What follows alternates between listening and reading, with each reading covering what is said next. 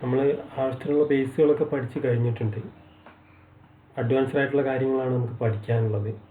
അത് കുറച്ച് ക്ലാസ്സുകളും കൂടി കഴിഞ്ഞതിന് ശേഷം ഞാൻ ചെയ്യാമെന്നാണ് വിചാരിക്കുന്നത്. അപ്പോൾ നമ്മൾ കുറച്ച് ഇംഗ്ലീഷ് സ്പോക്കൺ പ്രാക്ടീസും കൂടിയാണ് ഇപ്പോൾ നടത്തുന്നത്.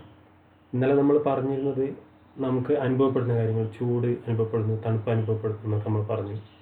ഇന്ന് നമ്മൾ പറയുന്നത് നമുക്ക് എന്തെങ്കിലും ചെയ്യാൻ തോന്നുന്നു എന്ന് പറയുന്ന കാര്യങ്ങളാണ്. ഐ ഫീൽ ലൈക്ക് എന്ന് പറയാം. ശരിക്കും പറഞ്ഞു, I feel like going to beach, എനിക്ക് ബീച്ചിൽ പോകാൻ തോന്നുന്നു. ഐ ഫീൽ ലൈക്ക് ടോക്കിംഗ്, എനിക്ക് സംസാരിക്കാൻ തോന്നുന്നു. I feel like going for a drive, എനിക്കൊരു ഡ്രൈവിന് പോകാൻ തോന്നുന്നു. I feel like eating pizza തിന്നാൻ തോന്നുന്നു. I feel like watching T V കാണാൻ തോന്നുന്നു. I feel like going to bed, എനിക്ക് ഉറങ്ങാൻ തോന്നുന്നു.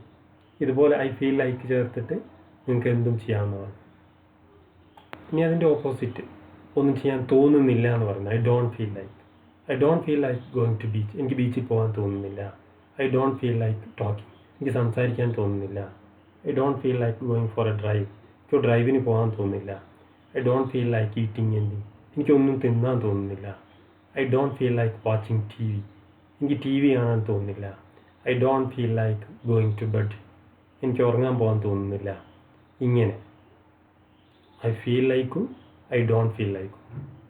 I feel like eating pizza, എനിക്ക് പിസ്സ തിന്നാൻ തോന്നുന്നു. I don't feel like eating എനിക്കൊന്നും തിന്നാൻ തോന്നുന്നില്ല. അങ്ങനെ നമുക്ക് ഇംഗ്ലീഷിൽ എങ്ങനെ സമയം ചോദിക്കുക പറയാമെന്നൊക്കെ നോക്കാം. How to ask time. What's a time now, time please. ഇങ്ങനെയൊക്കെയാണ് നമുക്ക് സമയം ചോദിക്കുക. നമ്മളിപ്പോൾ ക്ലോക്കിൽ കാണുന്ന പോലെ 3 മണിയാണെങ്കിൽ 3 o'clock സമയം പറയാം. 4 മണിയാണെങ്കിൽ 4 o'clock, 11 മണിയാണെങ്കിൽ 11 o'clock. അങ്ങനെ ക്ലോക്ക് ചേർത്തിട്ട് സമയം പറയാം. ഈ ക്ലോക്കിൽ കാണുന്ന പോലെ 3:10 ആണെങ്കിലോ 10 past 3, അല്ലെങ്കിൽ 3:10 പറയാറുണ്ട്. 10 past 3, അതായത് 3 കഴിഞ്ഞ് 10. ഒരു അര വരെ നമ്മൾ പാസ്റ്റ് ചേർത്തിട്ട് പറയും. 20 past 3, 3:20. 25 past 3, 3:25. ഇങ്ങനെ. ക്ലിയർ ആയില്ലേ?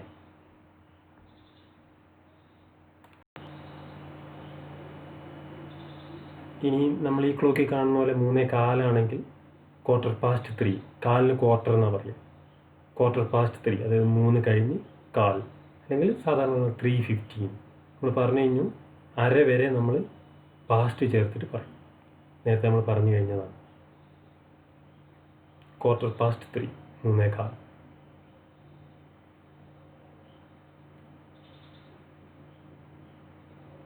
അടുത്ത ക്ലോക്കിലുള്ളത് 3:30 half past 3, 3:30. ഹാഫ് പാസ്റ്റ് 4:30 ആണെങ്കിൽ half past 4, 5:30 ആണെങ്കിൽ half past 5. ക്ലിയർ ആയില്ലേ? 10:30 ആണെങ്കിൽ half past 10. 10:15 ആണെങ്കിൽ 1/4 past 10.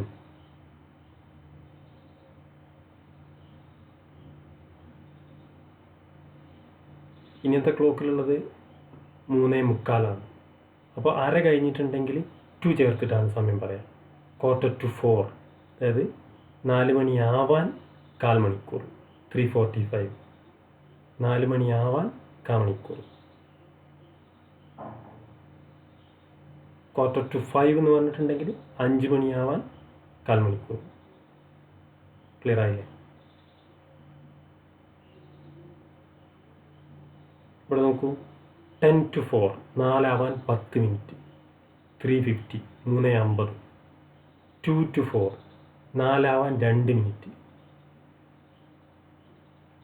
25 to 4, അതായത് 4 മണിയാവാൻ 25 മിനിറ്റ് എന്ന് പറയുമ്പോൾ 3:35. അരയ്ക്ക് ശേഷം 2 ചേർത്തിട്ട് പറയും. അരയ്ക്ക് മുമ്പാണെങ്കിൽ പാസ്റ്റ് ചേർത്തിട്ട്. ഇനി സമയവുമായി ബന്ധപ്പെട്ട കുറച്ച് ഫ്രേസസ്, കുറച്ച് പ്രയോഗങ്ങൾ നമ്മൾ പറയുകയാണ്. ഇൻ ടൈം, സമയത്തിന് മുമ്പേ. I reached here in time, ഞാൻ സമയത്തിന് മുൻപേ ഇവിടെ എത്തി. അതായത് ഒരു സമയം ഫിക്സ് ചെയ്തിട്ടുണ്ടാകും, അതിന് മുമ്പേ എത്തി. I reached here on time, ഞാൻ കൃത്യസമയത്ത് ഇവിടെ എത്തി. He reached at bottom in no time. അവൻ അതിവേഗത്തിൽ താഴത്തെത്തി. I visit my ancestral home at times. ഞാൻ ഇടയ്ക്കിടെ എൻ്റെ തറവാട് വീട് സന്ദർശിക്കാറുണ്ട്. This is my favourite restaurant. I have been here many a time. ഞാൻ മിക്കപ്പോഴും ഇവിടെ വരാറുണ്ട്. അറ്റ് 7 ഷാർപ്പ്, കൃത്യം 7 മണിക്ക്. ഇപ്പോൾ നമ്മൾ ഓരോ ക്ലാസ്സിലും വളരെ കുറച്ച് കാര്യങ്ങളെ പഠിക്കുന്നുള്ളൂ. വേറെ ഒന്നും കൊണ്ടുമല്ല, നമ്മൾ മുൻപ് പഠിച്ച കാര്യങ്ങൾ ബേസ് ഉറപ്പിക്കാൻ നിങ്ങൾക്ക് സമയം തരികയാണ്. അത് നന്നായിട്ട് പ്രാക്ടീസ് ചെയ്ത് പഠിക്കണം. അതിൻ്റെ ഒപ്പം ഇതുപോലെ ചെറിയ കാര്യങ്ങൾ നമ്മൾ പഠിക്കുന്ന ഓരോ ദിവസം പഠിക്കുന്ന കാര്യങ്ങൾ നിങ്ങൾ സംസാരത്തിൽ ഉൾപ്പെടുത്തി ഇതൊക്കെ നമ്മുടെ ജീവിതത്തിൻ്റെ ഭാഗമാക്കി മാറ്റണം. എപ്പോഴും നമ്മൾ ഇംഗ്ലീഷ് ചിന്തിക്കണം, സംസാരിക്കണം. All the best. Thank you.